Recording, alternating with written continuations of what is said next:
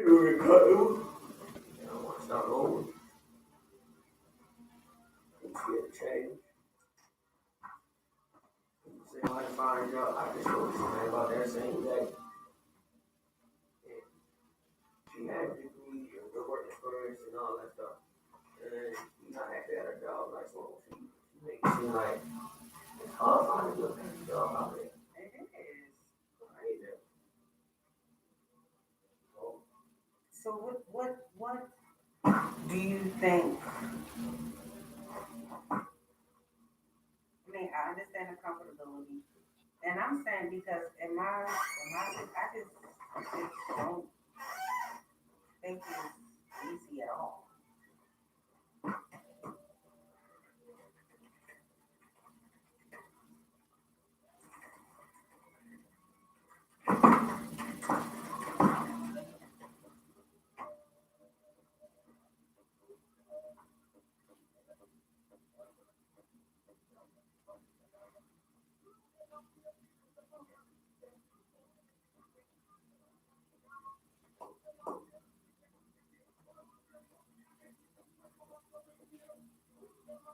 Jamel and them went to 1500.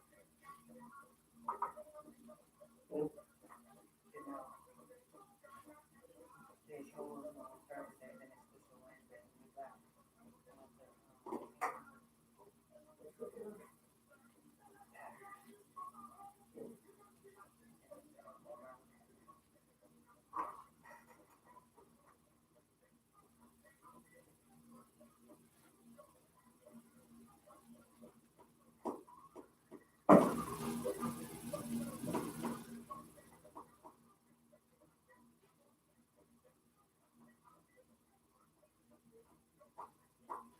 You know, my job is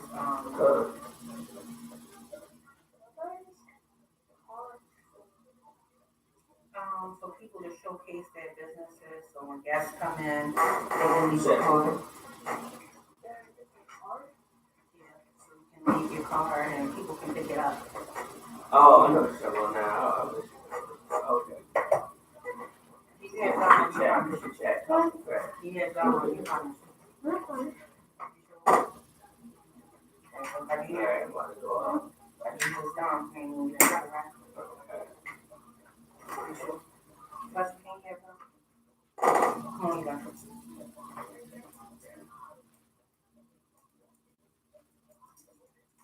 Come on, because it don't work.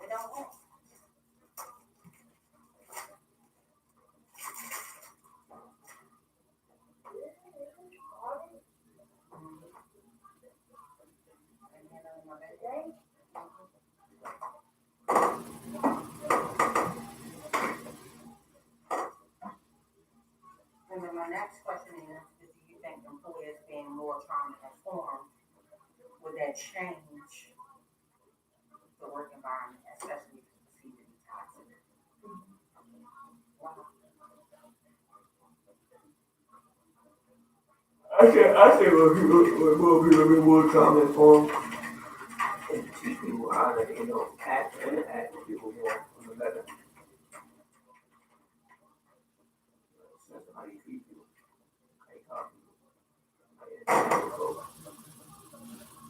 My whole thing, I keep telling them over and over and over, you don't really know where anybody has come from. You don't know what anybody has lived through. You don't know any of that. Most employers are not even interested in knowing that. So if you've never had that conversation, you would never know it. If you knew it, would that change the way you treated somebody? Or would you treat that as a handicap?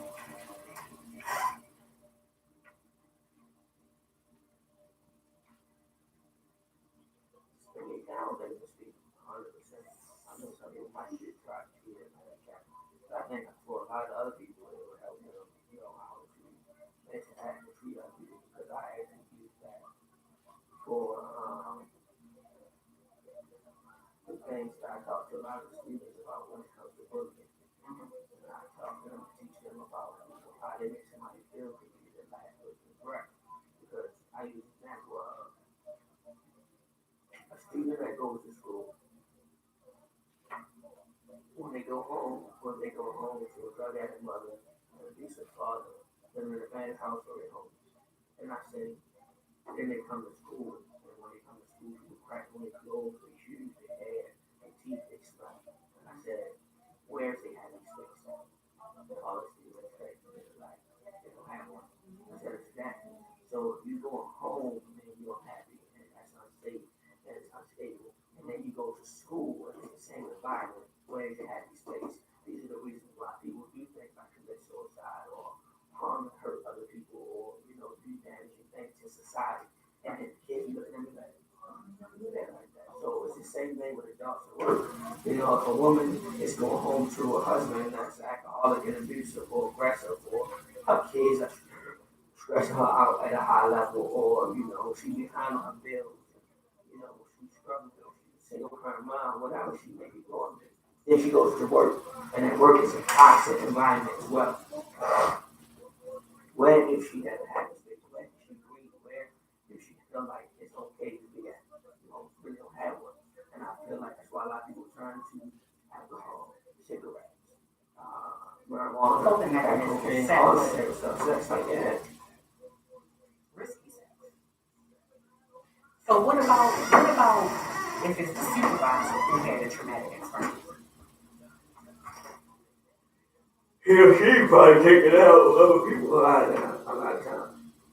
Because of how they feel, where they at.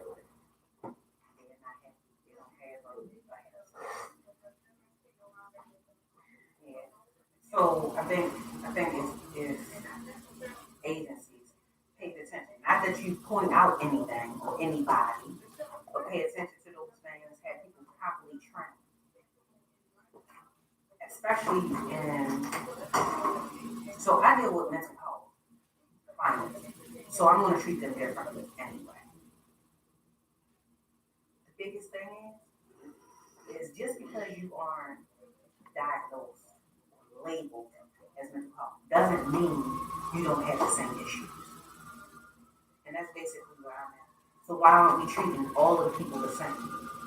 So they give us training as to how to deal with the population, but they don't give us training to deal with each other. And that's a problem to me. Okay, bye.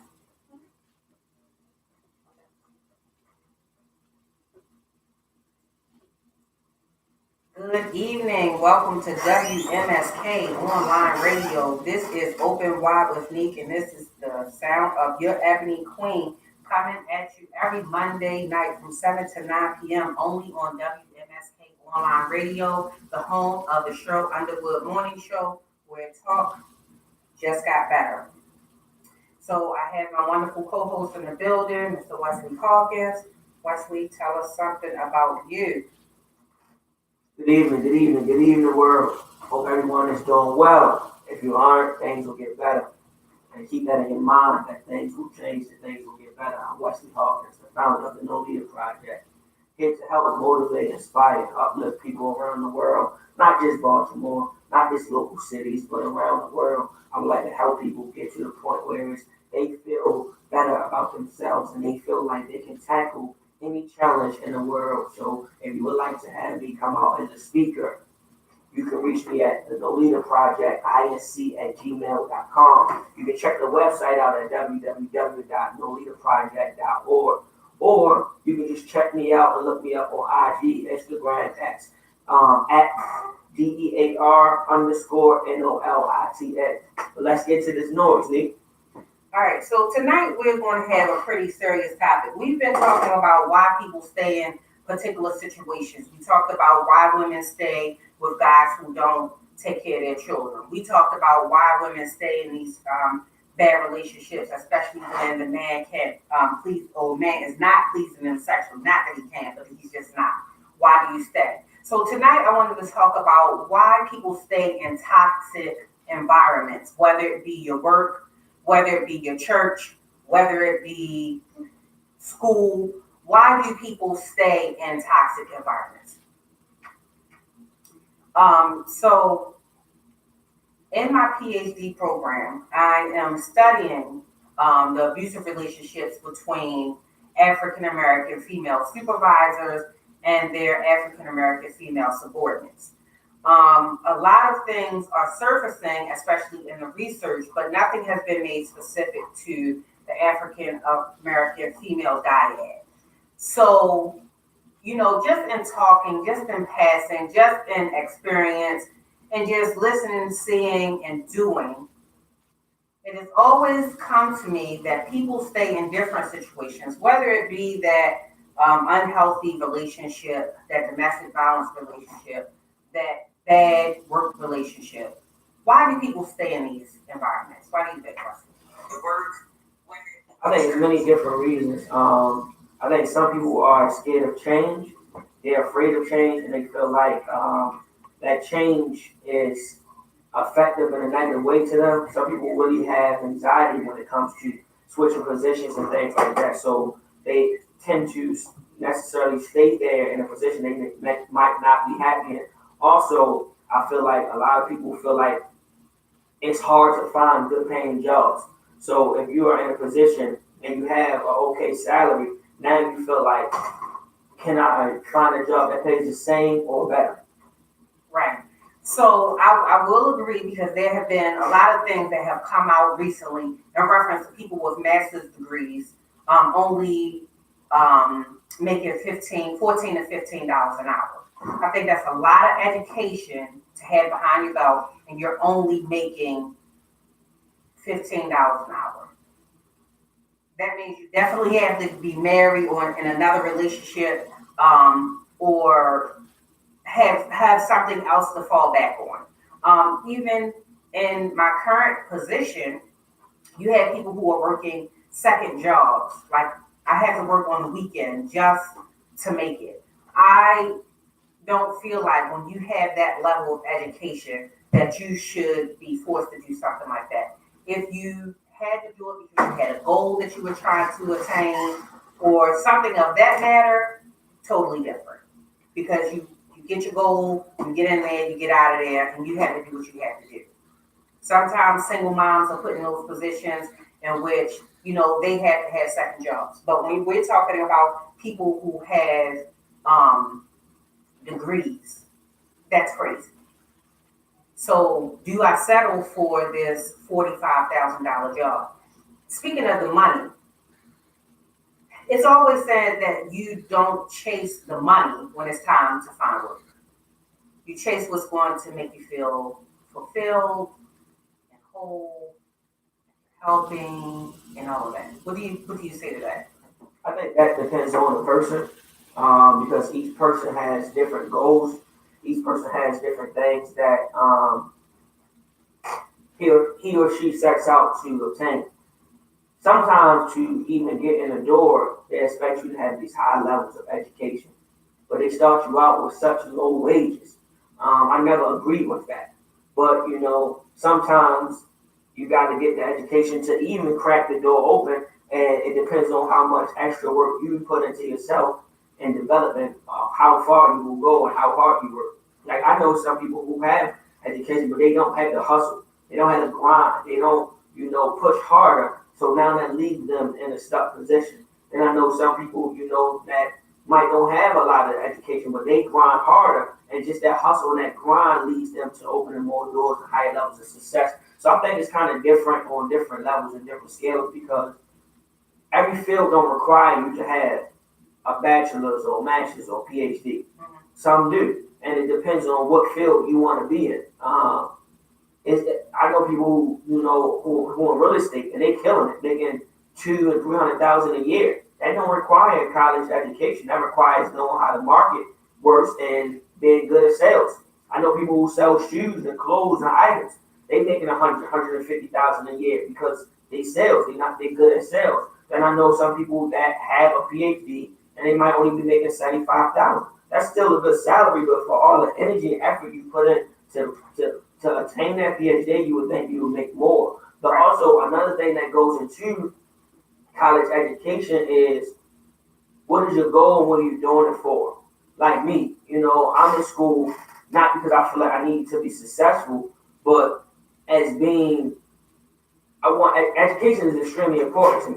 And coming from my immediate family, but because there are certain people in my family that reach high levels of success, but my immediate family, like my mother and father kids, and my mom and dad, they didn't have any college education and stuff like that. So I would be the first one out of all of my mother and father kids, out of my parents, to have undergrad and a master's and things like that. So things like that make it more important and valuable to me. So it depends on what your goal is. Right. Yeah, so I'm also a first generation college graduate. There are some older cousins that have master's degrees. I don't know of any PhDs, so I think there's maybe one. What is it? It's like your first cousin, second cousins, I guess. A second cousin, I think, may have a doctorate. So I think that when you value education, that's one thing, but finding that value and a position that's going to pay you for what you feel you worth, what you feel you're worth, is probably the actual challenge there.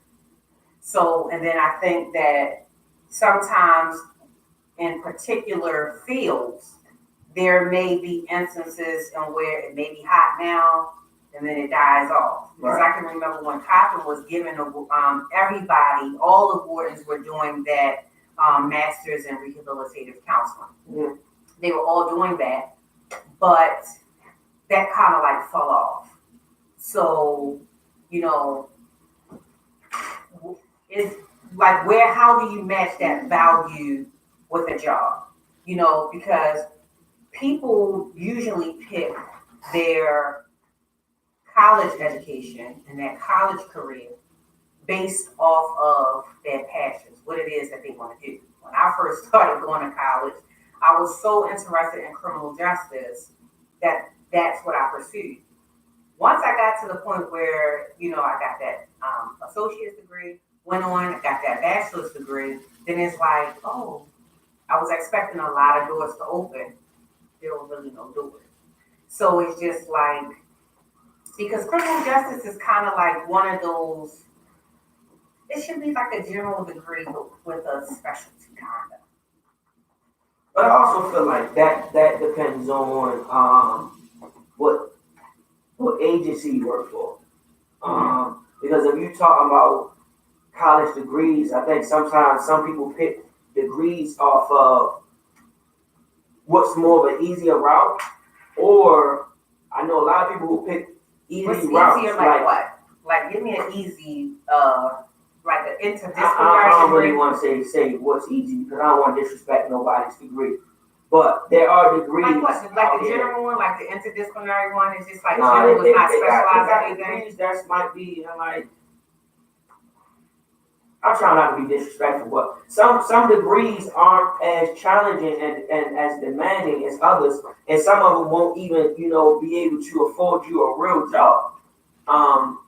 There are a lot of programs out there that if you don't match your program like a specialty, like if you go to school for nursing, that's what your field is.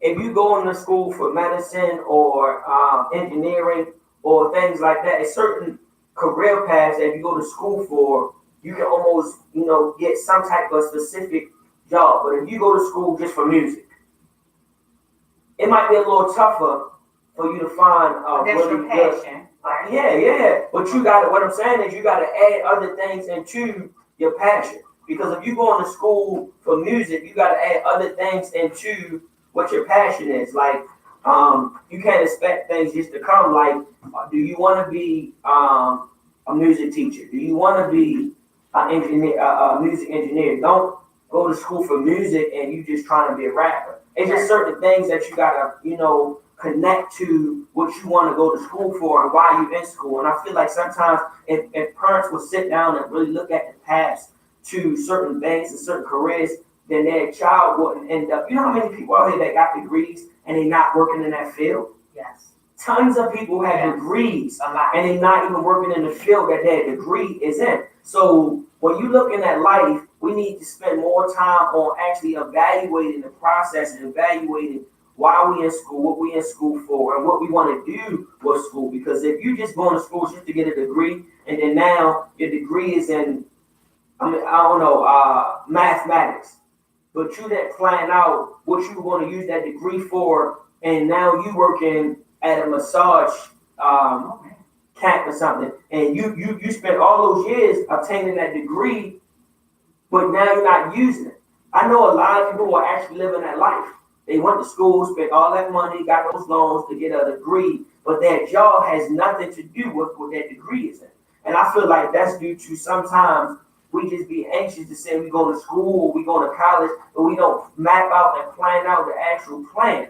You know, it's a plan to a lot of these things. If you want to be a lawyer, a judge, a doctor, a high-level engineer, it's a plan that goes into going to school instead of just signing up for school and just going there. Yeah, I went to school for my passion. Right. So you went to school for your passion. Something I really wanted to do. And what was that? Criminal justice. Right.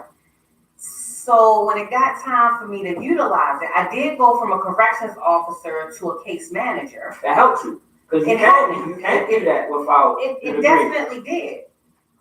But when it came to other things that I was looking outside, because back then I was younger, I was, willing to move around, even though the environment wasn't the best. I was willing to take a chance at that point.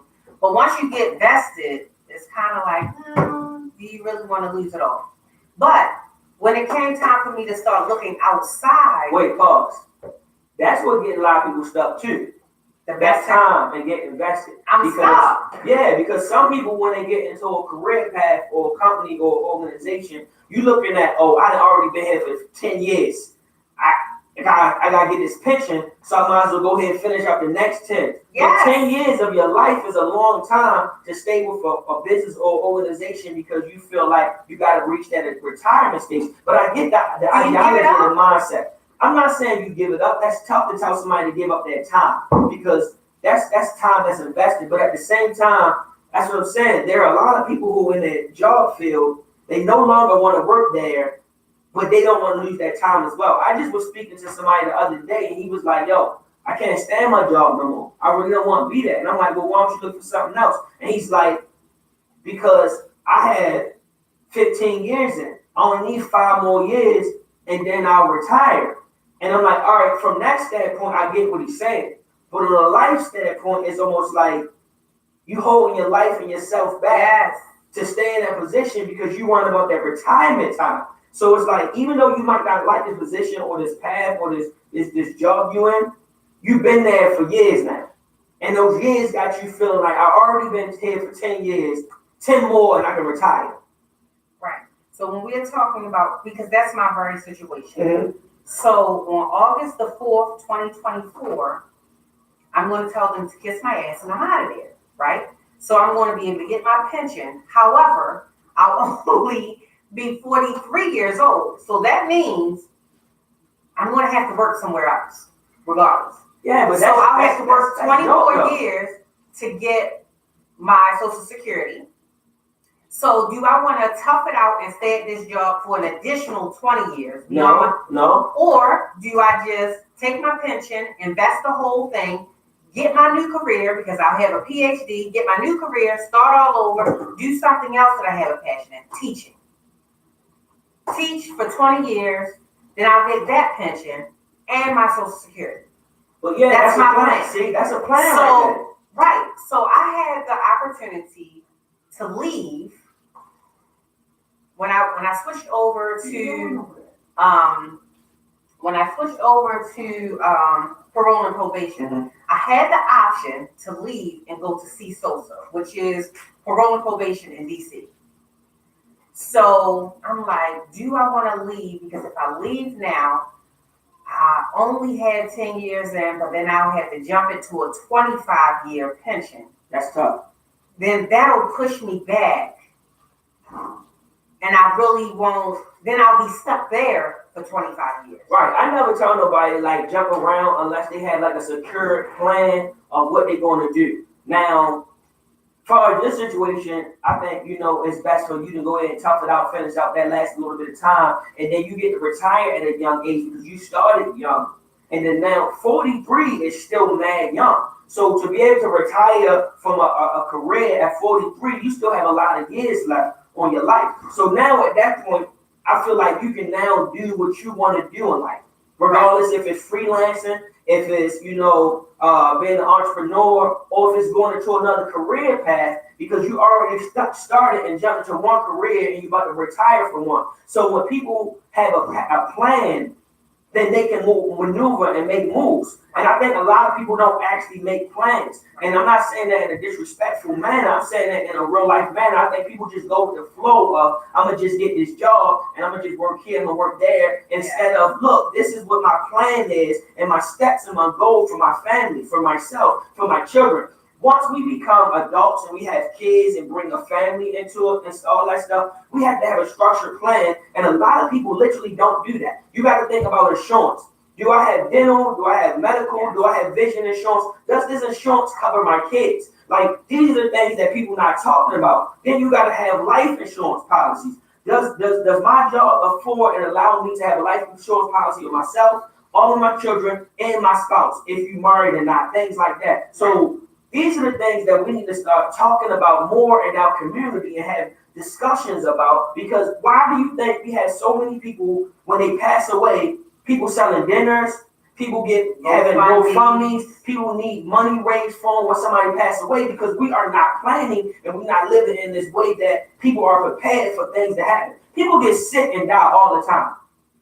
One thing I would tell people is, regardless of where you work, have some type of secondary insurance. So people don't pay no attention. That Aflac is really a good, and I'm not no sponsor for them. I'm just speaking on, no, seriously, I'm speaking on a personal instance. They got injured. No, that's the one I know that helped me. They do have other ones. I don't know the whole name, but I'm just giving examples of have insurance on your body and yourself, because once you get injured or hurt on or off the job and you can no longer work properly, you can still get some type of money and resources. And I'm going to use me as a prime example.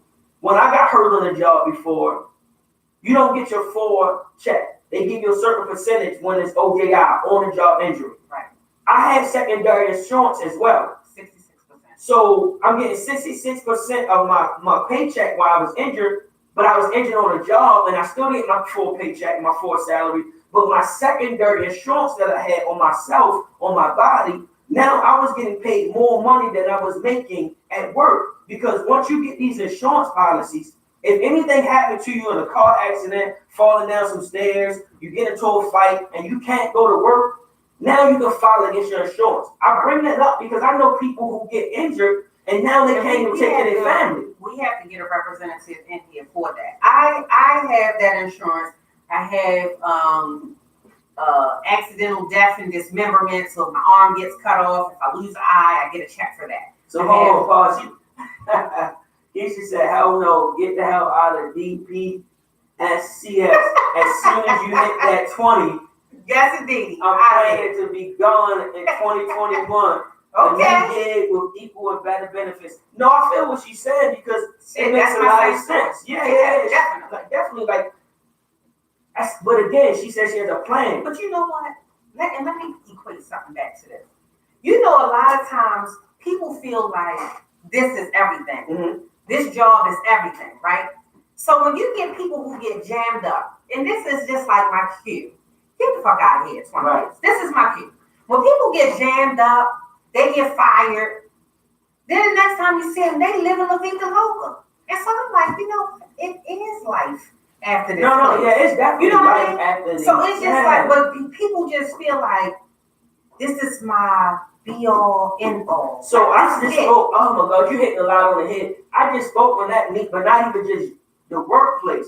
With life, period, it's like, yo, this world is so much bigger than what you're looking at in your immediate sense of things. Right. So if you live in Baltimore and you're a Baltimorean, Baltimore is one of the smallest cities on the map.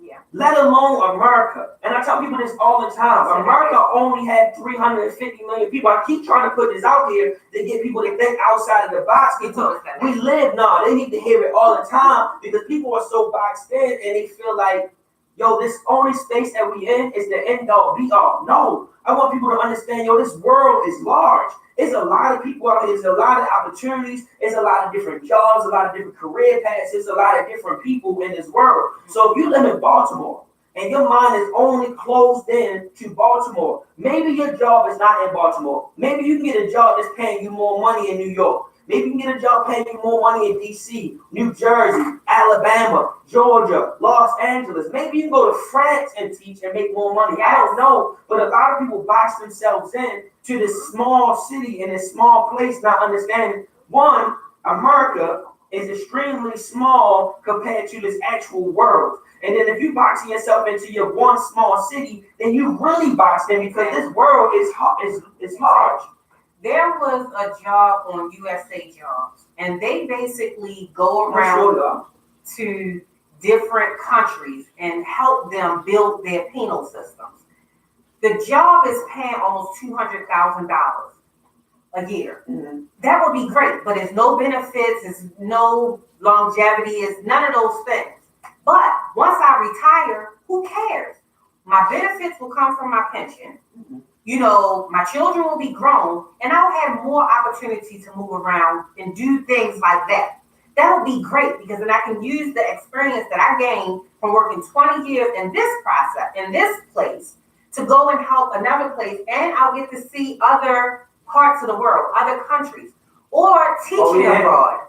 Keisha said, don't go to Atlanta. They pay us horrible. Well, I've heard that about Atlanta, but that property is extremely inexpensive because I'm a property investor. I went down to Atlanta looking at some properties. Boy, you can get like a mini mansion for like $200,000, $300,000, $400,000. That's true. The same properties up here in that's true. Maryland, but way more. Right, but do you want to take the chance of going down there and again making $15 an hour to get a property that's $200,000? People say, "Oh, look at the cost of living," and blah. That's going to be the case for a lot of places that's down south. Right. But are you going to find those same opportunities as far as work and things like that when you do that? Probably not. So you just got to look at it and you have to weigh it out. Yeah, but that's why I say, do research because don't just up and go places. Like, I'm going to tell y'all something. People go to all of those popular places, those destination places. Oh, well, let's go to North Carolina. You see a lot of people run down there. In DPSCS, things just catch on. Everybody start moving to Pennsylvania. Yeah, but Pennsylvania. You move. Exactly. So everybody start running up to Pennsylvania. They say, "Oh, because there ain't no property taxes, it ain't this, it ain't that, and all the other kind of stuff." Right. So I moved there, and there's no opportunities for my African American husband for work. Things are different. Because I'm going to say, I get a lot of different job opportunities. And one year, I was about to move to San Diego for this job opportunity.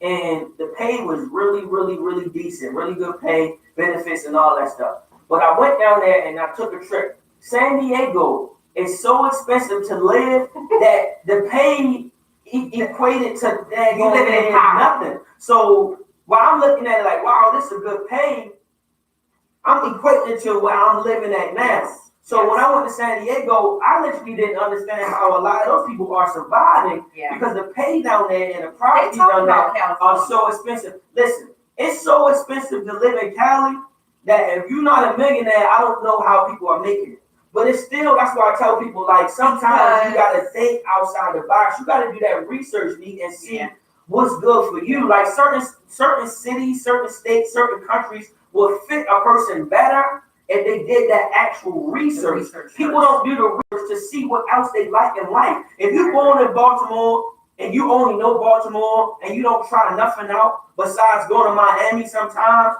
you're not going to know nothing else. Like, I was thinking about moving to Florida. Like, Florida, I know Baltimore school's bad, but Florida's education system is like some of the worst schools that you can ever send your kids to unless you go to private school. Like, the school's not good in Florida at all. So my point is, like, you got to do research on places that you want to be. And and speaking on that, when it's time for me to move around and I'm thinking about moving and purchasing houses and renting and stuff like that, I'm looking at the ratings to schools. I was looking at a place in Harford County, not even gonna be specific, but it's like 1 out of 10, 4 out of 10. I'm like, what? You people sending their kids to 4 out of 10 schools? So it's just like you really have to look at the big picture of things. So again, I went to Pennsylvania because Pennsylvania has some really good schools. However, you got to do some research. Right. Because even though Pennsylvania, they still have a city, the city of York. Those schools are just as bad as Baltimore, if not worse. Yeah. So it's just like, like, nah. So then we had to quickly move from there to get to a different school district. And that's basically how you find the quality of life is by the school district. Mm-hmm. But who knew that? Who That's knew big. that? I'm glad you said that. That's big. A lot of people don't know that. A lot of people don't know the better the school, listen, that brings up your property tax value. That brings up the value of your community. The better the school that you live around, that's the better the neighborhood. Like there's a lot of people who might want to move back into certain communities, but when they're looking at schools to send their kids to, if the school district is terrible, they're not coming back in here. So I want to make a quick point. That's another reason why it's hard to bring the inner city of Baltimore back until they invest in the schools. You know why? Because people who actually might want to live in the city, people that might want to move back into the city, the reason why it's tough for them to live in the city or move back into the city is because they're looking at where am I going to send my kids to school? If I can't afford private school and I'm living in the city, these city schools aren't ranked well and they aren't performing well. So a person that's looking to buy a home, it's hard to move inside of the city when the schools aren't performing and doing well. So how do you buy your house? Let me give you an example. Buying a house in Park Heights. They had blue ribbon schools. Who ever knew that? Mm-hmm. So it's like 4 of them in Maryland. It's highest scoring schools and all that kind of stuff. So the one in Park Heights is called Country something. It is so hard, it's impossible to get kids in school. Mm-hmm. So it's just like, okay, so these kids never move out, they never go anywhere. So your kids are never going to have the opportunity to get into this blue ribbon school. Right. So the things that they sell you on in these neighborhoods, you got to really check them out. And so at that time, Jamal Bryant's school was open. I was like, do you really want to do that? And then that turned out to be a bust.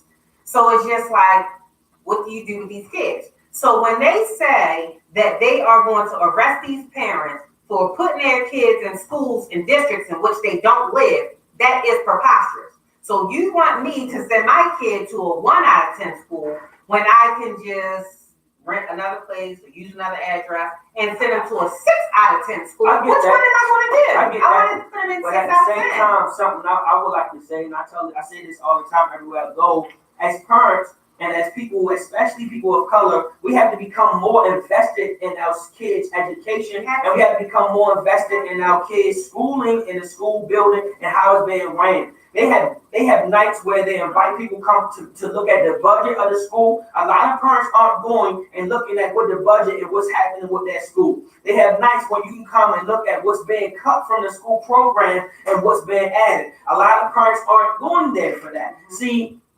I'm a realist. A lot of parents need to stop looking at school as a daycare center and look at school as this is where I'm sending my child to be educated, to learn, to be protected, to feel safe, to somewhere that your child is going to, just like when you were a child, your child should go there to be able to learn certain things. You can be a major part or impact on your child's education in school if you just get more involved. A lot of people not. They just drop their kids off like it's daycare and they drive on to their job or they drive on back home or to the gym or whatever they're doing in their life instead of actually being invested in these. You have to, because you have kids who should be in special ed who are not.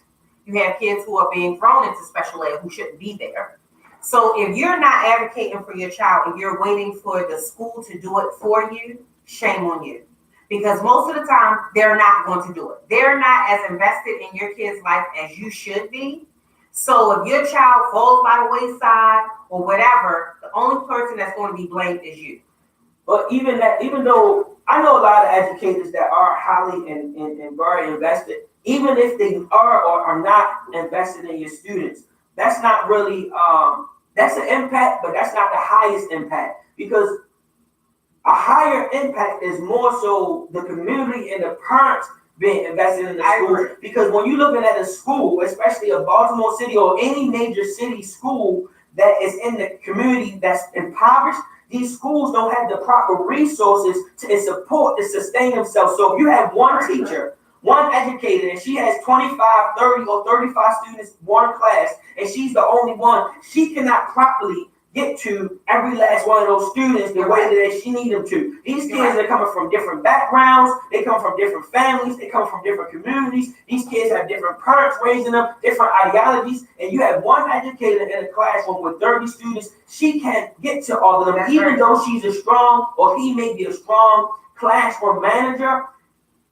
These schools aren't properly equipped to deal with these kids at a high level. If we want to talk about why our kids are so far behind, is because we have to get more engaged in our kids' life. When that comes from, just because you send a kid to school, a child to school, they're not going to learn and attain everything from school. They need to come home and still be learning and being educated as well. But a part of the problem is, and that's why I'm big on community resource centers that can help the parents too. A major part of the problem, and people need to be honest about this, the homework and the classwork and the work that's going home, the parents can't read it, count it, or understand it at a level themselves.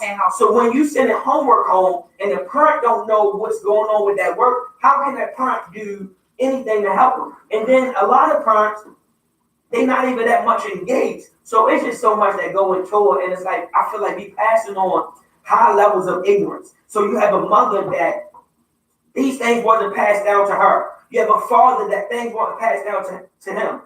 You can't judge these people. These people have to be educated. So once you begin to educate people on the things that they don't know, they then turn around and need to put that and instill that in their kids. But instead, what's happening in our communities is ignorance and undereducated is teaching and being passed on to families. So you got a father that didn't know or learn that much, and now he's putting that in his son. Or the mother's putting that in her daughter. So when we're looking at our communities, we wonder why we're not having higher levels of growth and success. It's because a lot of us aren't being able to teach or instill these things in our community. Let me see these comments are really quick. The moment I walked through the door of Mervo, they knew what was up. You have to be involved. You're right. You have to be involved at a high level. Malcolm X said that education is the passport to the future. And we was a community don't look at education as valuable because of our need for instant gratification in impoverished communities. That's true. So I like that. I like that comment and that statement. So certain things that we look at and we value in our community, we just got to be real with ourselves and be a little more harsh on our people, but a little bit more caring at the same time. But let me explain. We can't keep on promoting all the negativity in our communities when our people are dying at a high rate. We can't keep on worrying about the Gucci, the Fendi, the Louis Vuitton, and the Jordans, but you don't have money in the bank. You don't have good credit. You don't own your own home. You don't have no investments. We need to start speaking on these things and stop just passionate it under the rug and allowing our people to be like this. No, as people, we need to hold each other more accountable for one another and stop just looking at it like, oh, that's them. No, it's us as a community and as people. Because I'm going to tell you like this. Once multiple people on your block start losing value in their homes and they start losing their jobs and losing their worth, that affects your whole community. And what people need to understand is we need to start lifting each other up as a community and as people, because if we don't, then that's why we all fumble and crumble and fall. When you look at major communities that are doing well, those are the communities that clean up together. Those are the communities that help each other. Those are the communities that sustain each other. If a person loses their job, they're not laughing and joking and kicking them down. They're helping them sustain themselves. In a lot of the communities that we grow up and we live in, if a person loses their job, we laughing. We joking like it's funny. No, ma'am, and no, sir. It's nothing funny about somebody losing their job, because now they might lose their house. Now they might become homeless. Now they might lose their food. Now they might lose their car. Now they might lose their daycare system. Now their kids will suffer. So instead of us thinking about the after and the trickle and the reaction and the effect of how these things happen in our community, we looking at it and we laughing. It's not funny about somebody losing a job. It's nothing funny about somebody going to jail. It's nothing funny about somebody being abused. Until we put these things in our mind and get the understanding that, look, we got to start helping each other more, then how does it get better? If we don't help each other raise these kids in these communities as a whole, as one, as communities, how do these kids begin to learn? It trips me out that we say stuff like, oh man, back in the old days, everybody used to help. Oh man, back in the old days, it takes a village to raise a child. Well, nowadays, people won't even help you even teach your child how to tie a shoe or walk across the street.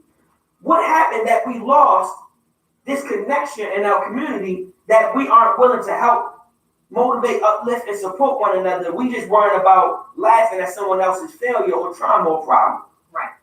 So if anybody wants to weigh in on this heavy topic, give us a call, 570-763-9675. That's 570-763-9675. So you were speaking on some 570-763-9675. Give us a call. The phone lines are open. We're going to be transitioning to my next comment in about 10 minutes. So you definitely have to be invested in your children and your family, but also your community. Very, very important. People laugh, but when you get those people and they want to go off the grid and they want to have their own education system, their own daycare system, farm their food and all of that other kind of stuff, I think if enough of us did it, it would work. And we don't have to move to a farm to do it. We don't have to move far away in the woods and all that kind of stuff. We can do it in our own yards. Exactly. Front, yeah. Exactly. So if we, as a collective front, bought up that row of empty houses, we can start there or whatever. But people also want a quality of life. Mm-hmm. So do I continue to live in a toxic neighborhood in which 8 people are shot, 3 of which died, 1 of which is, do I want to expose myself to that? Do I want to live through that trauma? Do I want to stay? That becomes the question. So what am I giving up? Am I going to give up my quality of life to have what I would perceive to be a better life? To build? But sometimes I always think like this. Since I am an investor, you can take and put somebody in the best community or best neighborhood, but if their mind isn't changed, if their mentality does not grow, they'll take that same behavior out to any community. And that's why people are shunning the Section 8 programs. That's why people aren't liking Section 8 nowadays. That's why people are turning down Section 8 vouchers, because you can take somebody and give them a voucher or give them some assistance, but if you don't help them grow mentally, if you don't help them grow, emotionally and get through that trauma or that lack of education, it don't matter if you white, brown, orange, or gray. People always think, oh, I'm gonna run out to the county. Well, if you don't change your mindset, the counties are getting just as worse as the certain cities are, because a lot of people are running and fleeing to the counties. People gotta pay attention. It's about the person. Stop putting so much value on the property or the land. It's not the property, it's not the land, it's not the school building. It's who's inside of the school building who needs help. People are putting too much energy on, oh, this school building is not brand new. Yes, we do need better school buildings, but you put kids with the same mentality that you're not building up here and building in here. You could put them in the newest school in the world, and it will still have the same behavior, because if you're not working on their social, emotional, and spiritual growth, psychological growth, their mental health, they're going to be the same way. And somewhere along the lines, we're missing this. We got to invest in the actual person and stop thinking about investing in the clothes and the shoes and the land and the cars. You got to invest in your people. So you can take the most damaged person and throw them in an S500 Benz. That's still a damaged man driving an S500 Benz. that man needs some type of assistance to grow up here. And you can give a woman a good job, and she can be in a high position. But if she don't have that growth up here, she gonna be the same person. I tell people all the time, they be like, now there's people fleeing from the counties. You know why people are fleeing from counties and trying to buy up land and property in the city? Because a lot of people that were living in the cities started to run to the county, but they never had growth here. This is what it's about. You got to grow up here. And I tell people all the time, you can take a traumatized person and put them in the prettiest box. That doesn't make things better.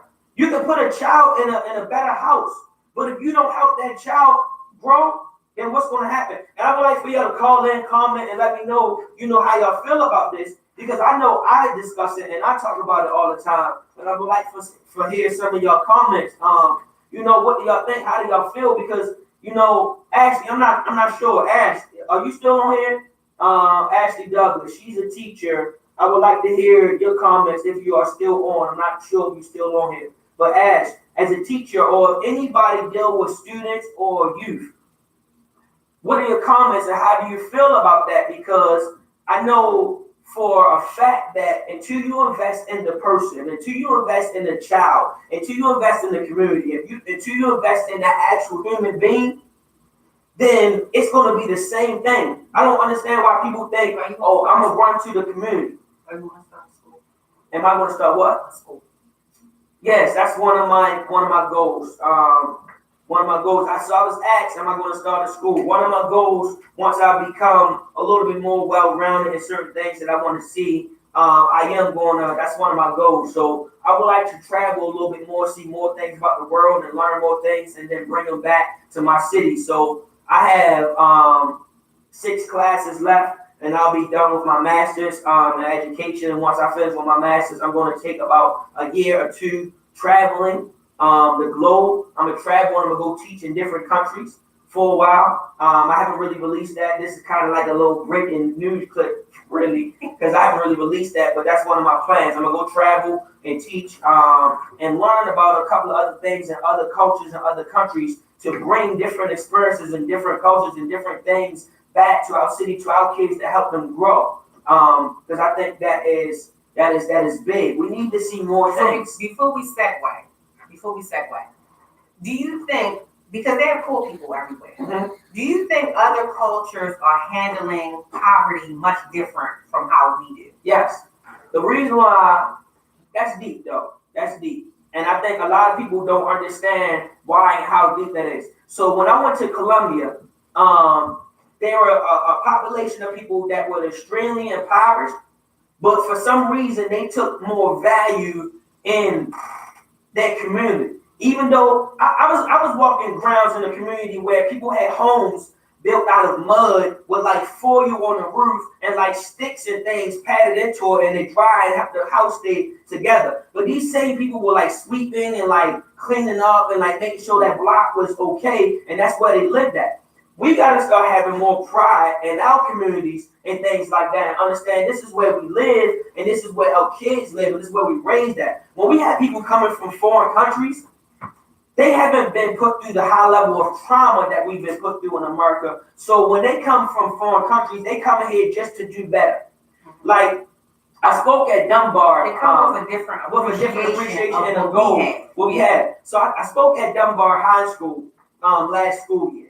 And when I was in the hallway, it was this young man that I was waiting for the period to end so I can go in the auditorium and speak. I was waiting for like 30 minutes because they were behind. The whole time it was this one young man who kept standing in the bathroom. So I went to the bathroom and asked him what was wrong, so I thought somebody was trying to fight him. I was going to help him. Not my school, but I was going to help him. So when I go into the bathroom, I'm like, what's wrong? The young man told me every single day he goes and stands in the bathroom until the lunch periods and the classes and the hallway switches is over. So I said, why do you stand in the bathroom for such a long time? He told me, he said, sir, I'm from Africa.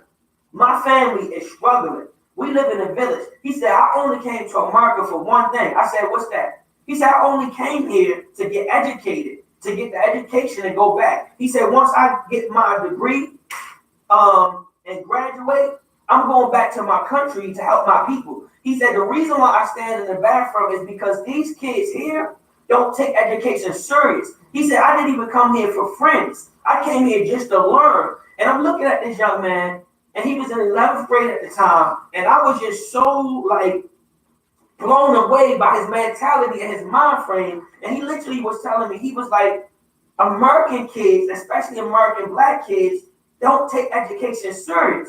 He said, when people come from other countries, we come here trying to learn, trying to be educated, trying to gain as much as resources as possible so we can help our people. Somewhere along the line, I understand we went through 400 years of slavery, 150 years of segregation, and then we went through the war on drugs and crack cocaine era. These things have traumatized our people and set us back. But now we have to come together as a collective to push through and fight through these things, because if we don't, we're going to continue to be behind. I don't think our people understand how far behind we are. We are years, and hundreds of thousands and millions of dollars and tons of property behind other races. So when I say that, people be like, they don't believe it until they do their own research. Well, guess what? In 2019, black people own less than 1.5% of the major land and property in America. Do your own research. You don't have to listen to me. I do my own research and studying and stuff like that. We need to get better. Black people are the number one in consumption. Consumption is buying other people's property. Consumption is buying other people's goods. But we are last in ownership and buying and having our own people together. Black people have a large amount of spending power, but that spending power does not stay in our own communities. Jewish communities, white communities, Asian communities, their money stay in that community over 20-some days before it leaves their communities. The black community, ours don't even make a whole 24 hours before it leaves our community. You know why? Because we don't own that much property or own that much land. We don't own that much stores, and we don't support each other the way we should. We need to get better with that. You can't just keep on putting your head up in the sky or looking around like it's not you. We got to get better with it. And I challenge everybody who's listening, who's logged in, who's paying attention, that you have to get better and do better with yourself and do better with your children in the community, because we're not doing well. For those who think we are, you're sadly mistaken. We're not doing well at all. So while we worry about Gucci and Fendi and Louis Vuitton and Jordan, but we don't own anything, we lose it. Right. So speaking of trauma, so my next question for you, or for the floor, is that, do you think in a lot of these situations, whether it be in these schools or in these workplaces that are toxic environments, do you think that people being trauma informed would dilute some of the negativity that's happening in these places? And I know that when I posted what the show was going to be about, I mentioned churches. I haven't gone to church in a really long time, but from stories that I do see, stories that I do read, and that the fact that I understand that pastors and choir members are people, churches aren't free of this type of toxicity.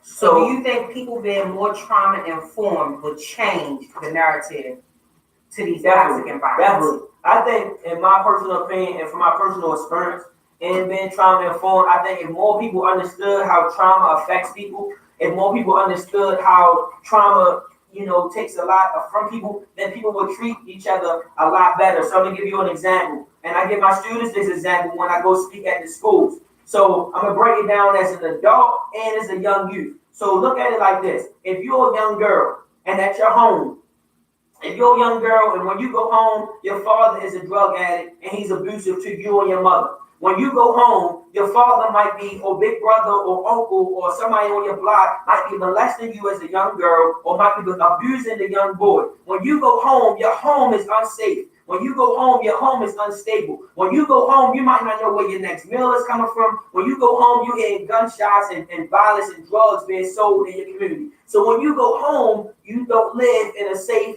or okay community. Then as a young child, when you go to school, you've been bullied, you've been picked on, you've been laughed at about your shoes, You've been laughed at about your hair texture. You've been laughed at about your skin. You've been laughed at about your smell. You've been laughed at how you speak. Where is your happy space? You don't have any. So when you're going home and when you're going to school, you've been abused and traumatized at a high level. Well, think about that as an adult. So think about a woman who's going home to an abusive husband. Think about a woman who's going home to 3, 4, 5 kids and she's a single parent mother and she's doing this all by herself. Think about a man who's going home to his son just got shot and killed. Think about a grandmother who's already older and she shouldn't be really working this long, but her kids aren't doing well, so she's taking care of them. And then now they go to work into a toxic work environment. How do you think those people feel? So a lot of the time, when we're looking at things why people harm themselves, when you're looking at things why people harm others, when we're looking at things why people become, alcoholics or drug addicts or self-mutilators, it's because that is their coping mechanism. We live in a world where a lot of people are abusing and traumatizing other people and we're not thinking about our actions before we do it. So think about it this way. What if you are the last straw to do something to a person and that makes them take their life, or that makes them take somebody else's life, or that makes them harm somebody? Because now they don't know how to deal with it. What we fail to realize is everybody don't have the same mental capacity. So what you might can live through and what you can deal with, that doesn't mean the next person can. So one mother's son might get shot and he passed away. And now that mother starts an organization for harm and crime.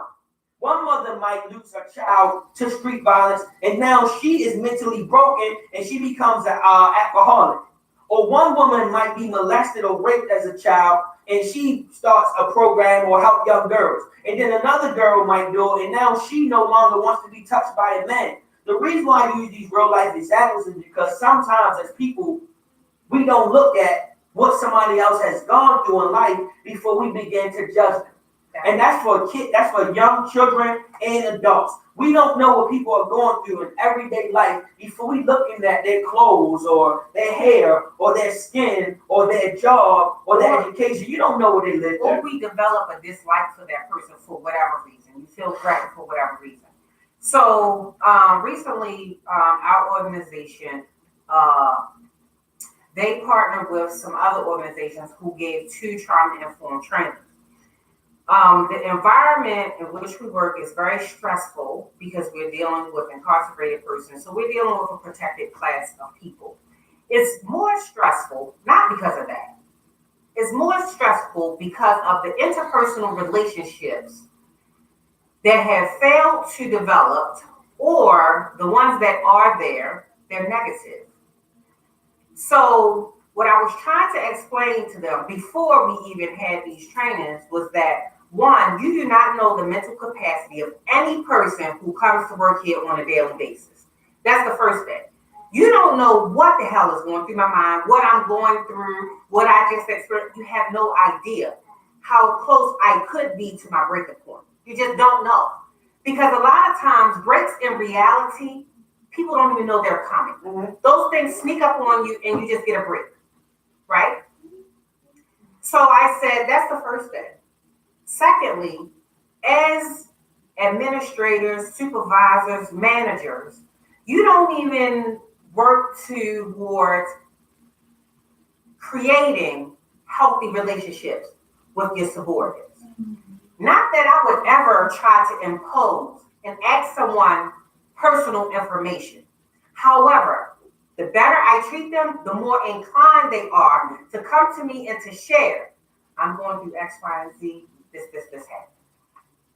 And then I can better help you. Okay, well, we have EAP, we have whatever. If you don't want to do that, that's fine. You can just talk to me. But we don't foster those type of relationships at work.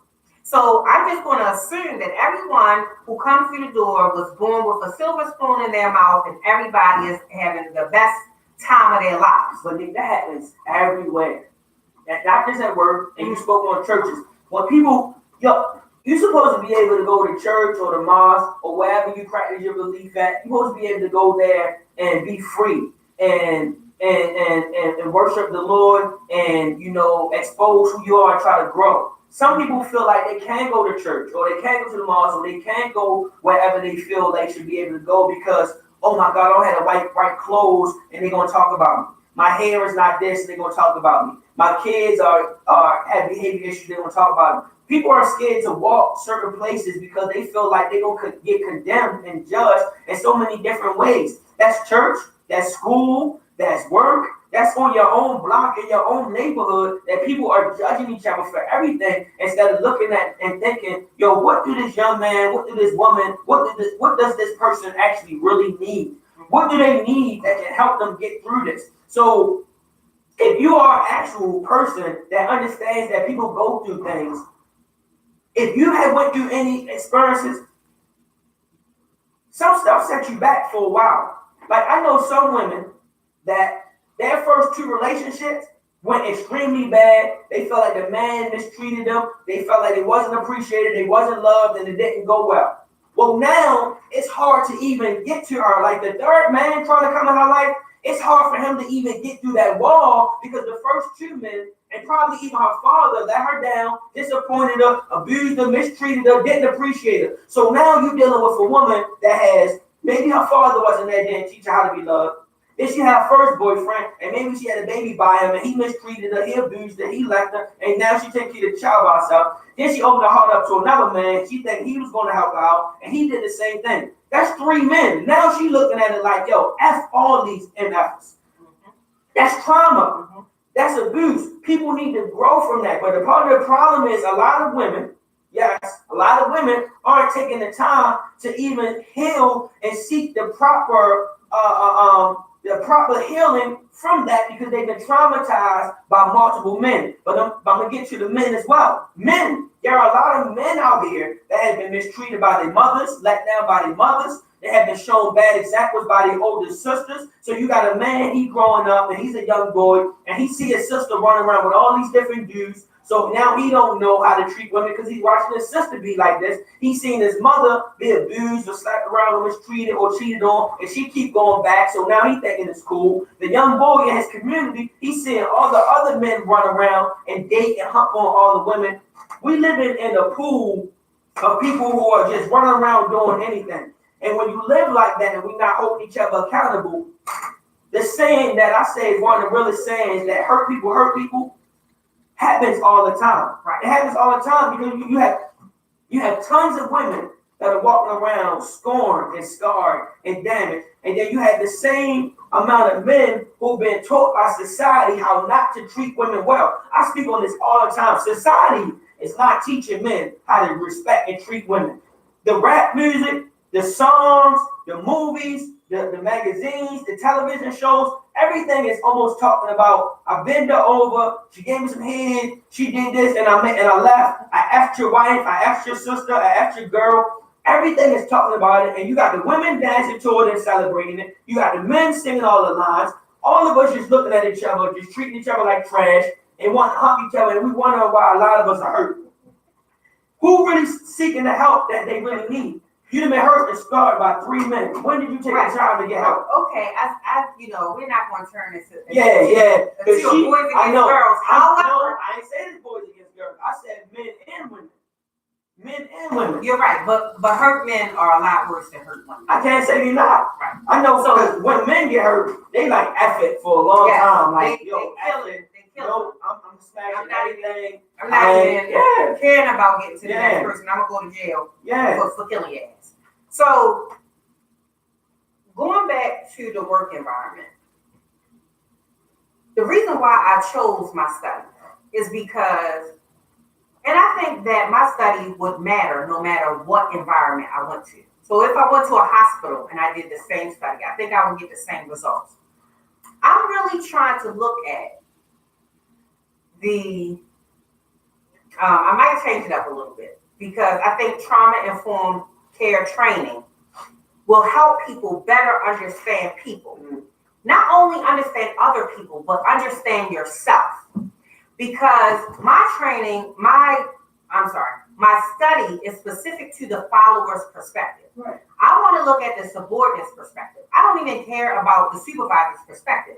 But I want to have a panel of women come in, female supervisors, come in and talk about why it is so difficult to manage and supervise other African American women, just to hear what they have to say.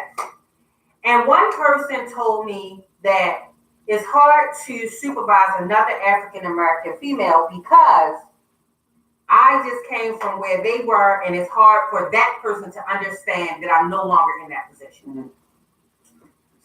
That's tough for me to really speak on. For one, I'm not a woman. I'm not an African American woman, but I've heard, and I would like to hear, more comments from people. I've heard that once another African American woman or another woman becomes highly equipped, like she gets promoted into a different position, then now she's way more aggressive or harder on the other women under her. I've heard that a lot of times, and I heard women or other African Americans. Yeah. So I've heard it on both ends. So I've heard it, but again, I'm not a woman, so it's tough for me to really speak on that. But I've heard that's happening a lot. So one of the studies that I read about is it's because that is happening because women are on the bottom of the totem pole when it comes to their hierarchy, right? So Black women, it's a lot harder for them to infiltrate that level of executive power. However, when women themselves get up there, understand that they're most of the time operating in the world of men, and most of the time it's white men. So over top of you in this hierarchy, no matter what position you're in, African American females always fall at the bottom. You have the white man, then you have the Black man and the white woman kind of like wrestling at that second and third, and then you have other, and then you have African American women, right? So for any woman to get up there, you're fighting in a world of all men. So you feel like because of her struggle of getting there, it makes her more hardened and like scorned or like kind of aggressive. I'm not saying that's what makes her. I'm not saying that's what's making her aggressive, but I'm saying that she has to use all of her power and energy to focus on being in that level.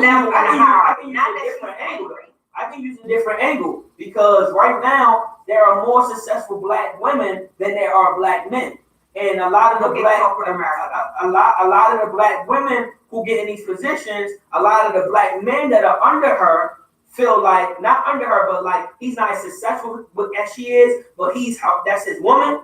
He feel like she don't respect him, or they don't know how to have that structure in their household because now she's more successful than her man. She makes more money. She has a higher position, and he's under her when it comes to career-wise. So in their relationship, that's a big topic as well. In a relationship, when the Black woman is more successful than the Black man, they struggling in that structure in that family household.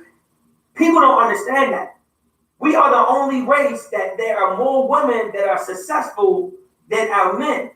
There are more successful Black women than there are Black men. And we having a struggle in our community with that when you're talking about a successful Black woman where her man is not where she's at successfully, but they struggling with that power and the hierarchy type thing inside of their household. Why? Because the man is supposed to be the king of the house. And that's how people feel. But again, y'all take it wrong. It's women that look at it like that, right?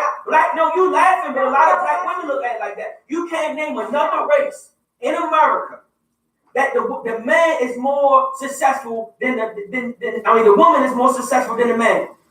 In white America, the white man is not under the white woman. In the Jewish community, there aren't more successful Jewish women than Jewish men. In the Asian community, we are the only race of people that our women are more successful than the men. But our sisters look at it like, oh, y'all just want us to be, you don't want us to be powerful and strong. We look at you like, it's not like that. It's a systematic structure that people don't know. But if we're going to be able to compete and be marketable as far as house buying power, as far as being able to help our children with wealth and those type of things. If I can go out and do it and get the education, get the job, and do all of that as a woman, because not all people are capable of doing that. You know that, right? Everybody is not a hustler. Everybody is not made for school. Everybody won't be that thing. So instead of leaving my husband behind, say, I make 80, he make 35, right? Would you rather me leave him behind and move on without him until I can find That's not what I'm saying. I'm not saying I'd rather you equal? leave your husband So, and leave your man. so what's What I'm happening? saying I is don't understand. the structure of how it's set Well, up. you're just saying That period. Nobody has Because a we harder have- walk or journey. Women say, y'all do have a hard journey, and I can't compare it. Nobody has a harder walk or journey than black men. But we as black people aren't living in the same ways that Jewish people are, Puerto Ricans or whatever, what are they? What Latino people. We don't. We don't live in the same ways they do. So in order to be competitive, somebody has to take care of business, get up there. You're right, but I'm saying these are other things that is putting a strain and a stress on our families and in our communities because it's a structure of things. When your man is not to the point that where they should be at in life, do you think that make him feel good as a man? He don't. And I keep trying to explain this. If you're looking at it as far as war, I tell people all the time, if you're looking at a war structure, anytime you go into war for a different state, a different country, a different city, a different group of people, a different village, who do they kill off first? They kill off the men. Nobody go into war and just come and slay the women. You have never known a war and they come slay all the women. They keep the women for either their slaves or their concubines and things like that. They kill off the men because the men are the threats to overcoming them. They pick and choose what they gonna do with the kids. Either they gonna turn the kids into slaves or they gonna kill them. But the women, majority of the time, y'all get to live. When your men aren't in a position that they belong in, that puts a strain on your community. So when we looking at why our communities are struggling the way that they are, all you got to go to in a lot of positions and go look and see what happened to the man in that picture. Our prisons are overpopulated with black men. Our grave sites are overpopulated with black men. The gangs and the drug lane and the street culture is overpopulated with black men. But these are things that are systematically constrained and pushed and forced on our people. But to some point, until we get the mind frame and clean our mindset and start over and look at it like we got to build each other up, that includes the men, the women, the kids, the elderly. We can't keep on holding on to this mindset that we got black men and black boys feeling like if they don't act or carry themselves a certain way, he's not black enough. When I'm dealing with these young students that I deal with all throughout the city, a lot of these young men always feel like they got to prove their high level of blackness, but they really don't even know what being black is. We have been stripped of our culture. We have been deculturalized. Our native tongue has been stripped from us. Our real culture has been stripped from us. Who we are, people, our native religion, our structure of our communities, all of that has been taken from us and forced upon from other people. Who are we? A lot of people don't know who they are. A lot of people don't know what they stand for. A lot of people don't know what to believe in. A lot of people don't know what to follow. A lot of people don't know what path they want to live. So when you live it as a lost person and lost people in a lost community, what do you believe in? So when we wonder why our kids are out here just living reckless or doing whatever, a lot of it is one trauma, and then a lot of it is also they lost. They don't know who they are. Seriously, what are they believing in? What are they like striving for? I got kids that I talk to every day, and if you ask these young men what they want to do, what they want to be, majority of them always say they want to be a trapper. They want to be football, basketball. They want to hustle. Yo, it's so much more to life. That's a drug dealer. A drug dealer. I got young kids, young boys really telling me when I ask them what they want to do, man, I'm going to get this bag. I'm getting to the block. I want that bag. When we got our kids thinking like that and believing like that, when I'm talking to kids and asking the young girls what they want to do when they graduate from high school, and she didn't even tell me she gonna try nothing else first. She told me she want that bag, so she about to go be a vixen, or she about to go hit the strip club because that's where the bag's coming from. When we had put these things in our community and allowed the media, social media, television, the computers, and other people who are undereducated, train that to our kids, what do you think our kids want to be?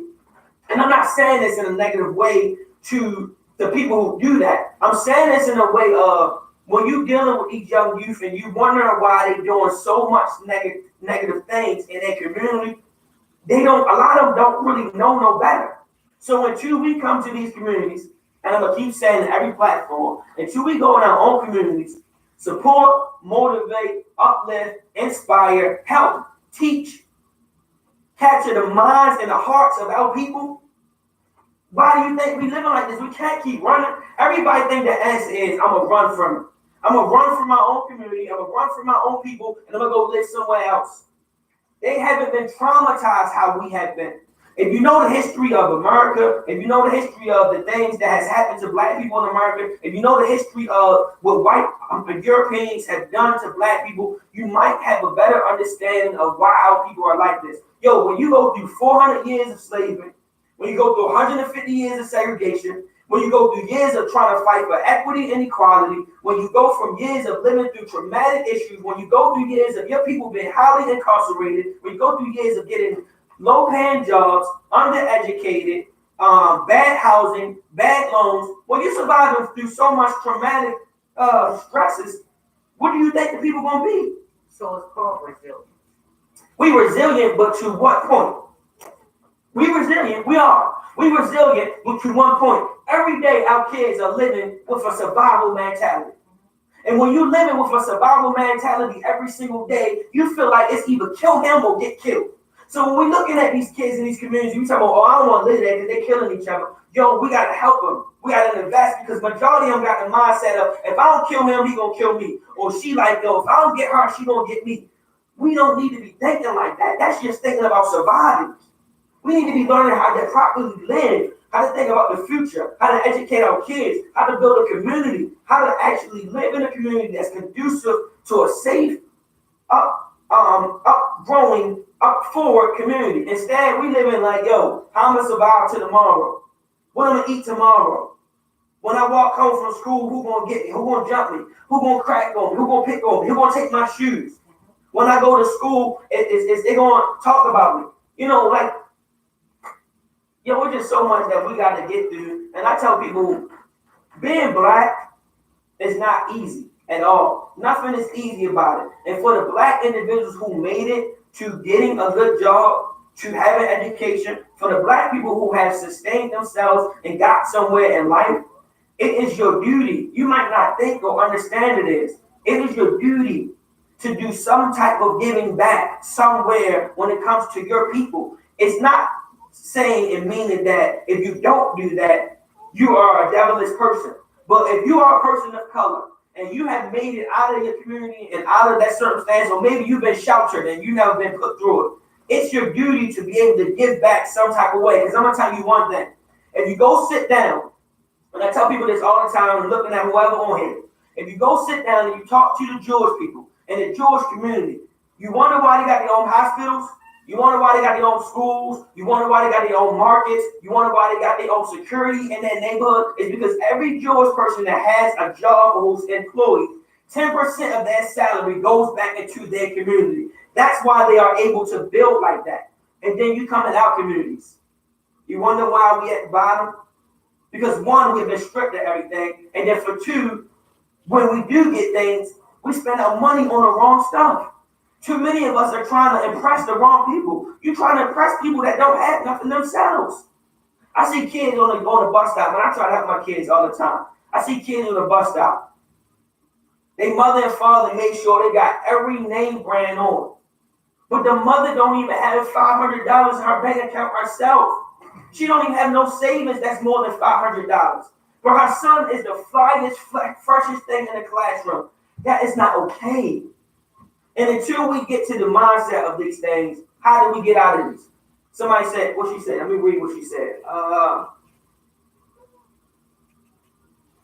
Nonprofit organization in the community that's having those issues should have residents and merchants on the board of directors and possibly an executive director, because those organizations aren't doing some of the things that's needed to benefit people in the community.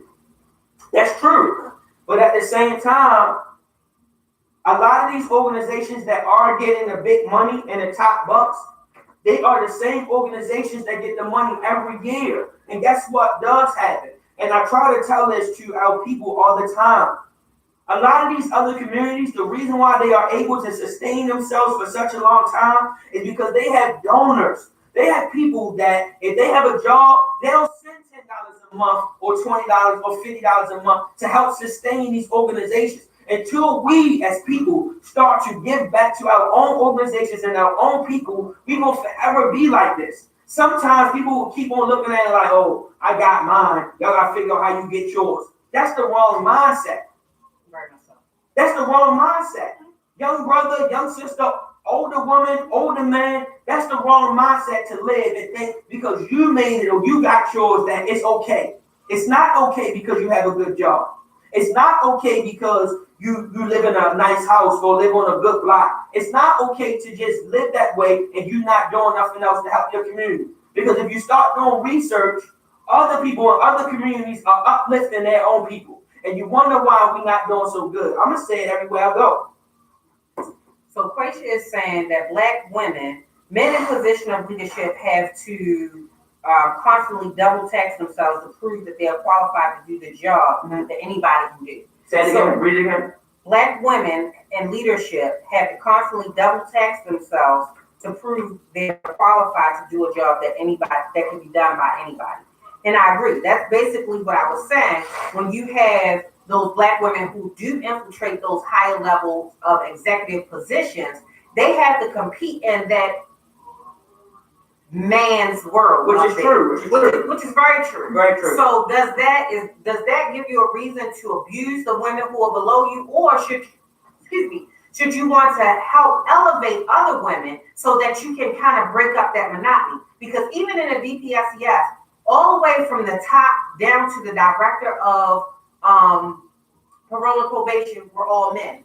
Mixed, white men, Black men, doesn't matter, unknown men, it didn't matter. They were all men. So far as the workplace, I think what's happening, because I understand what you're saying, I think what's happening is she's working so hard to get where she got that it set some type of trauma inside of her to get there.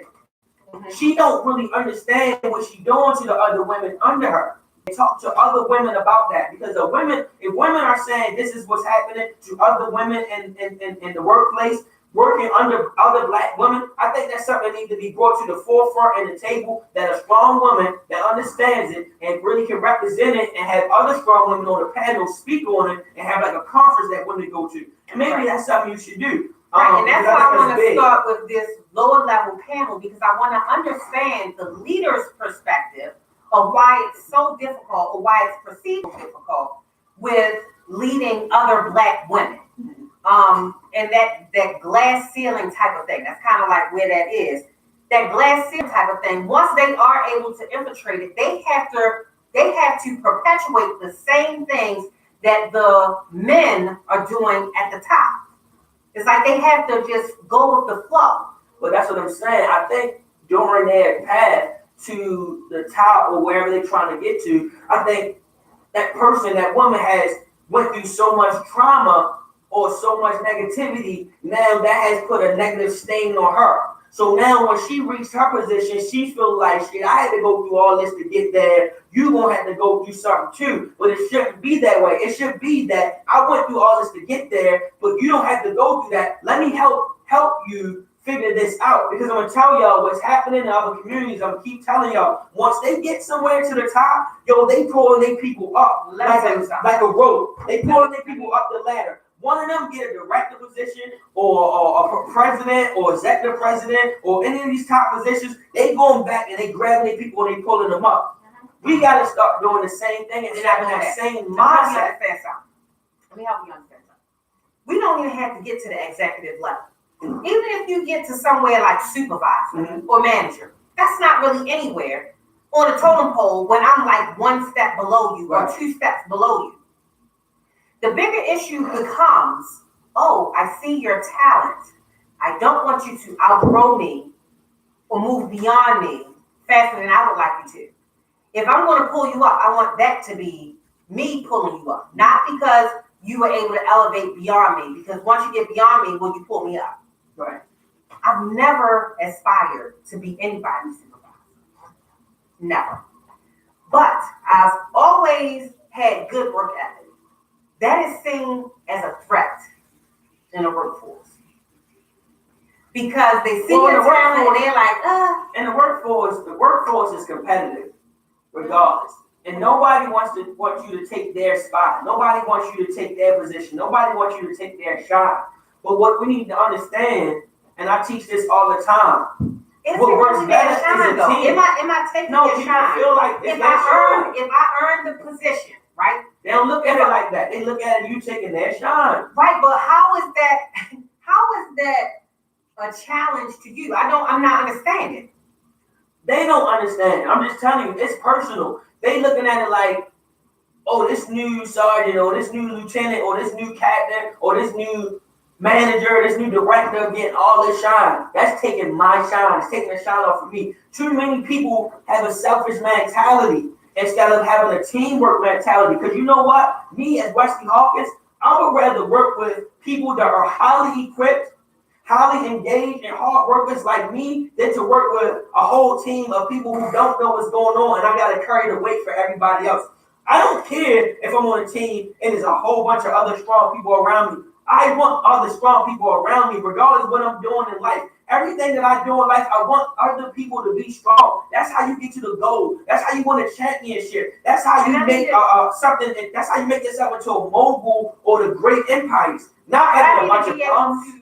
But I need to also be able to embrace that someone may be a little stronger in something than which I am. Yeah. So that can help me. I wouldn't look at it as a competition, like, oh, they're going to be better than me, or they're going to be stronger than me, or they're going to surpass my goals or anything like that. And I think that's where we're failing as a people, that crab in a barrel mentality. That's kind of like where that comes from. Because if my skill set is stronger than yours, let me surpass you and I can help bring you up. But that's what I'm saying. A lot of people don't have that mindset. People want the shine or the spotlight more, the focus on together, them. Let's do it. That's what I'm saying. That's how people went. Like, you can even equate it to sports. When you look at the teams that win the championships, it's the teams that have the best chemistry. It's the teams that have more than one talented person. It's the teams that have a strong unit and a strong, cohesive people around them. The people who win the championship, majority of times, the people who turn to great empires and moguls or the biggest business person, it's not because it was just one impactful, powerful person. You might have the one person with a stronger voice or a lot or more talent, but other people on that team were strong. Just like, when you look at, again, I look at it as, when you look at Michael Jordan, people give Michael Jordan all the credit, but if you look at the Bulls had a lot of other great players. Mm-hmm. Pippen did a lot of great things. Cool coach, I can go on. There's a lot of people who did other things. If you look at the Lakers, it wasn't just Kobe Bryant. It wasn't just Shaq. You had people like Derek Fisher coming in. You had Robert Horry. Like, you had people that had that impact. So my point of even breaking it down like that is, for people to be greater in their lane, whatever you're doing, you should want other strong people around you. That's regardless if you're a principal. If you're a principal, you don't want to have a whole school filled with weak teachers. A principal should want other strong teachers all throughout that building. You know why? Because the way that school is going to run and operate is going to be so well. If you're a police commissioner, you should want a bunch of strong officers that know what they're doing. So the team, if you are a contractor, a person that works on houses, you don't want to be the only person that knows how to put the roof together or put the wall together. You should want your whole team of contractors to be strong. And if you're in finance, if you work on cars, if you're a hairdresser, whatever you name, you should want your team and your unit to be strong. It should only be about you. Exactly. So, one thing. So, Ms. Young is saying, yes, it is seen as a threat. I've experienced lawyers having issues with me. I'm like, wait, I'm not even in law school yet. Same with my last executive director. I'm like, ma'am, I'm not on your level yet, but I love doing my job accurately and efficiently. My skill set, hard work, dedication, and reliability makes you look good as well. That's what they don't understand. When I'm doing right, it also makes you look great. Yeah. So it should look like we're here on a united front to be able to do that. What? When I run the Pride Festival, I do not have the skill set to do it all by myself.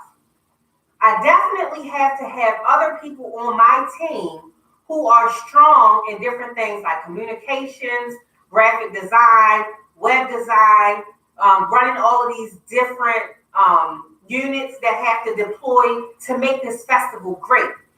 They can't just depend on me to do everything because my skill set won't be able to handle it all.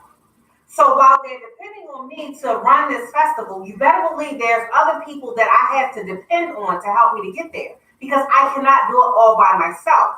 So any opportunity that I have, I appreciate anybody who volunteers for me, no matter what level in which they do it, because I have to appreciate their skill set. I may not have it all, but if there's someone who felt like, oh, I can do this better than her, be my guest. Let's see what we can get accomplished if we all do it together. So in our last few clips, I wanted to talk about we talked about white teachers or Caucasian teachers not being able to easily relate to these young African American children. Do you think, my same question, do you think that those teachers being trauma informed will help them better understand where these children are coming from and approach these children differently? Of course, I think people being trauma informed in every field will help people grow, but especially in fields like education or fields of service. So if teachers understood more that a lot of these students are coming to schools, especially African American students that grow up impoverished in urban communities, a lot of these kids are coming to schools dealing with things that a lot of us have normalized, honestly. So a lot of us that live in these conditions, we have become numb and normalized things, especially if you're a Baltimorean, if you're a resident of Baltimore City. We have normalized the high volume of murders.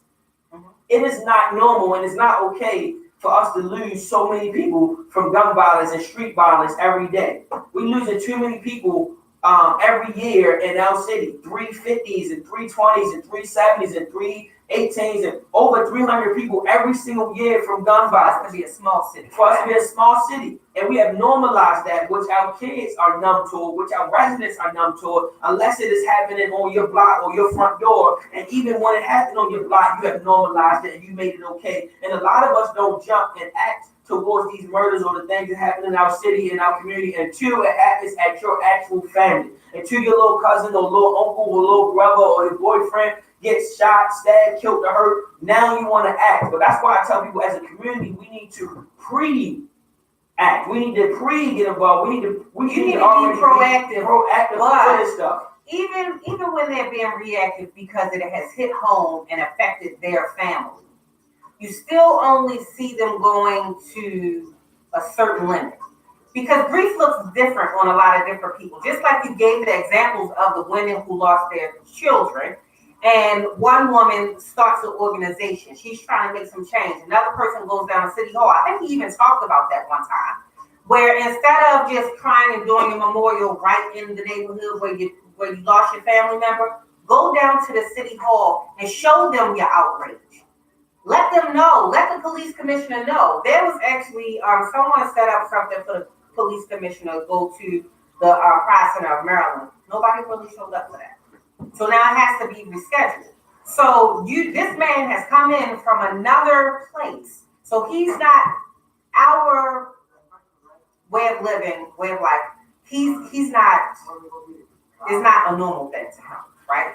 So he can come in, he can have his ideas, but he's going to need the ideas of the people who live here to formulate a great plan that will work for here. Because where he comes from, things may be a little different. So his plan may need to be tweaked. I'm not saying he can't have a good plan for the crime, but what I am saying is because he's coming from the outside in, he's going to need your inside perspective. Yeah, of course. But if everybody is just grieving, not really trying to effectuate change in any kind of way, like what's the comedian's daughter that's here running for mayor? Richard Pryor. His daughter is running for. Did anybody know that she even lived in the city of Baltimore? No, she just came out of nowhere. I'm like, what? But you're right. But back to your point, I feel like if a lot of these teachers were trauma informed and trauma educated, then they would be able to be better equipped to help these students. So when you're dealing with a student that comes to school, and before they got to school, they didn't have a healthy meal. Mm-hmm. Their stomach growling. or they didn't eat last night, or they didn't eat all day. When I was teaching, we had some students, they didn't eat until they got to school. So some kids don't have meals at home. They don't eat until they get to school. That's one problem that that child might be faced with. You got some kids that's living in what we call abandonments.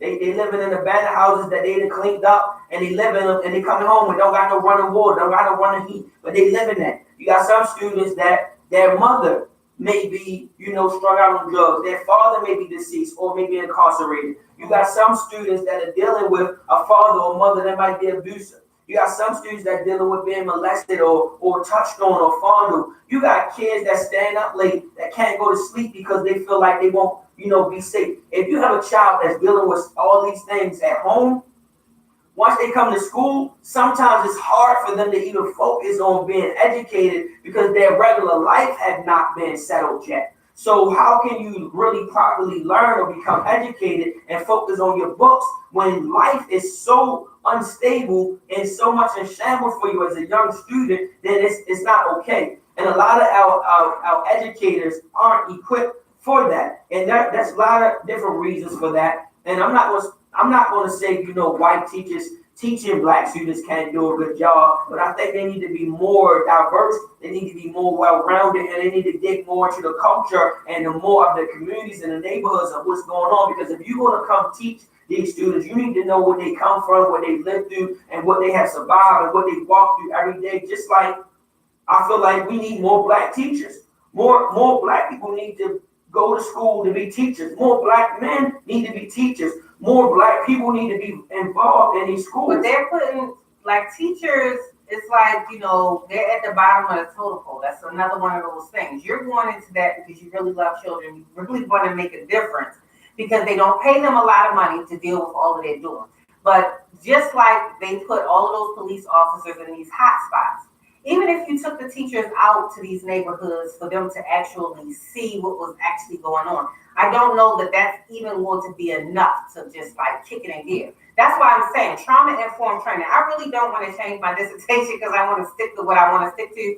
But trauma-informed training is very important to changing the narrative to how people are treated at work, how people are treated at school, how people are treated at church, and all of these other places that you're going to on a regular basis. I think it's really important that people are really understanding of other people's past. Or if I don't want to tell you my business, the potential of me to have traumatic experiences in my past, because the actuality of it all, everybody has something. Yeah. And I don't think a lot of people know that. A lot of people don't look at it that way. It don't matter where you're coming from, a lot of families are dealing with something. Yes. Like a lot of families are literally dealing with something. Like a lot of families are dealing with somebody in their family is an alcoholic. White, brown, orange, or gray. A lot of families are dealing with drug addicts in their family. A lot of families are dealing with,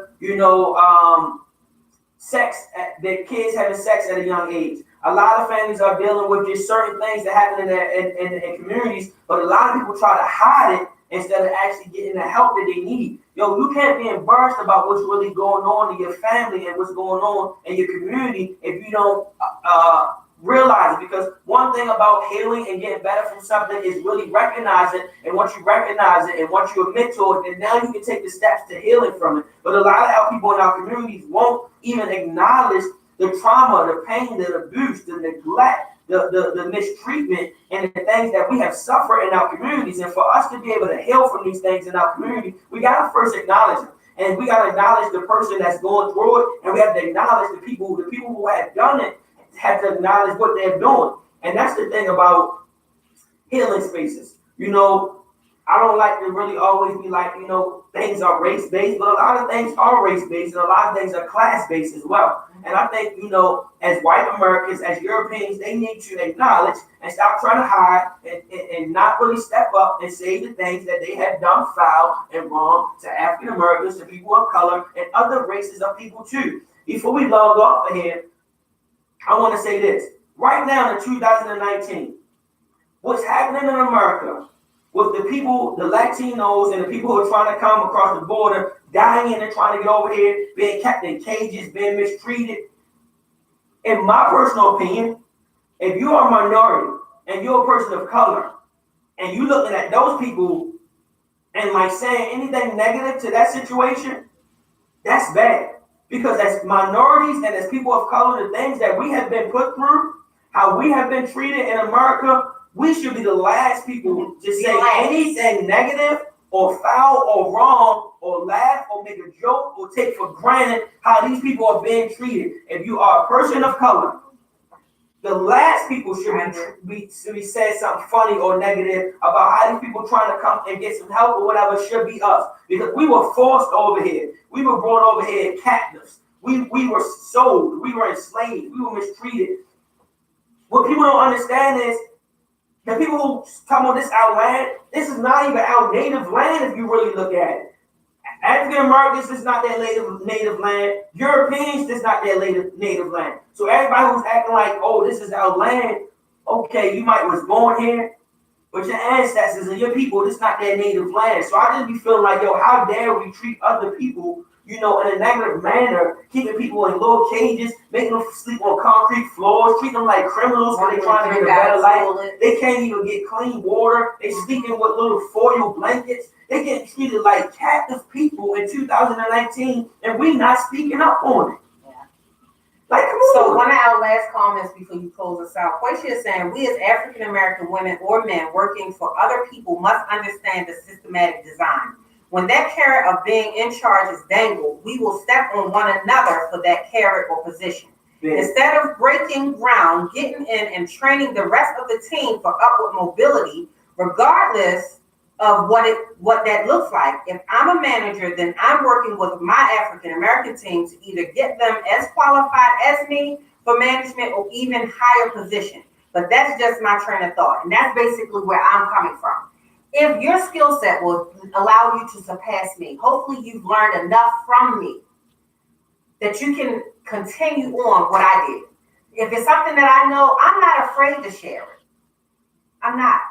I have a consulting business, but I give away the secrets, not really secrets, but I give away what I know, what I learned, what I went to school for, what I do. I give it away for free all the time because I want everybody to be able to do well. But we're down to our last minute or so. So if you could just close us out, this was definitely nice, healthy discussion or whatever. Trauma informed. If there's a CEU, a class you can get in, something that's free. If I can find out how to be a trainer for one, I'm going to do it, and I'm going to be able to come out to the community because I think trauma-informed training will help us in any facet in life. Go ahead, Wesley. So in closing, I just want to reach out and let everybody know that if you are going through something right now, don't let that be the definition and the defining moment of you. If you're going through any trauma, if you're going through any abuse, if you're going through any setback, and if you are in some type of situation that you no longer desire to be in, things will get better, but you have to get yourself out of that. You can no longer just sit in that and let people mistreat you, let people abuse you, and let people do things to you that you no longer desire to go through or that you never should have been going through in the first place. So I want to encourage everybody who can hear my voice.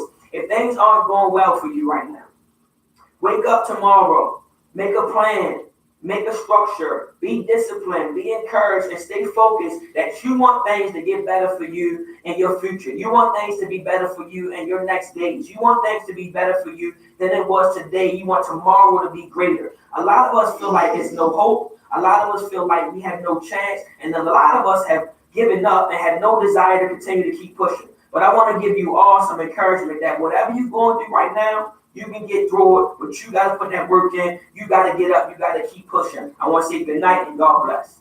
All right. Thank y'all.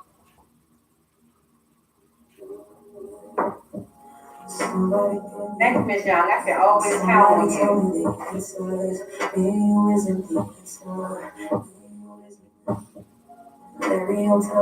That was good.